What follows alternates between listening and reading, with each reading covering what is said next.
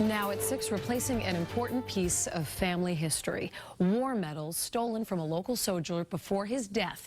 And tonight, one man's work to right that wrong. It was a New Bedford war hero's wish to be buried with his Purple Heart and with his other military medals. And his family couldn't bear to tell him that they were stolen right before he died. But now one unlikely person is helping to make it all right. WBZ's Paul Burton has the story all new at 6. He had pride in what he did. And I think that's what made him want to have those medals be with him. Frederick Sylvia Jr. speaks proudly of his father, U.S. Army soldier Frederick Sylvia, who served his country during World War II. My dad was the kind of person that if you gave him a task, he did the task.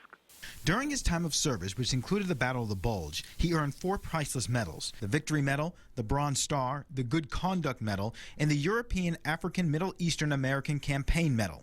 Sadly, all 4 were stolen in 2011 while living in an elderly facility in Acushnet. This is the medal that was earned by Mr. Sylvia while serving under General Patton. Mark Costa is the Assistant Chief Probation Officer at Fall River District Court. He supervised the woman who stole Sylvia's medals. It's uncertain as to where they were discarded, whether or not they went to a local pawn shop. Sylvia's medals were gone for good, and he died a year later at the age of 92. But Costa wanted to make things right and has spent the last 2 years getting these replacement medals and locating Sylvia's family, who all now live in Florida.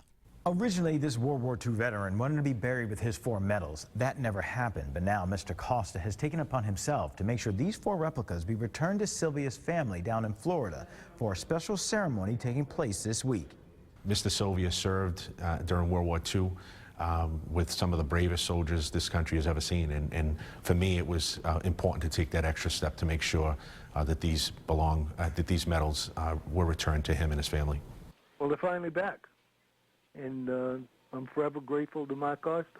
The medals will be presented to the family on Wednesday in a special ceremony. In Fall River, I'm Paul Burton, WBZ News.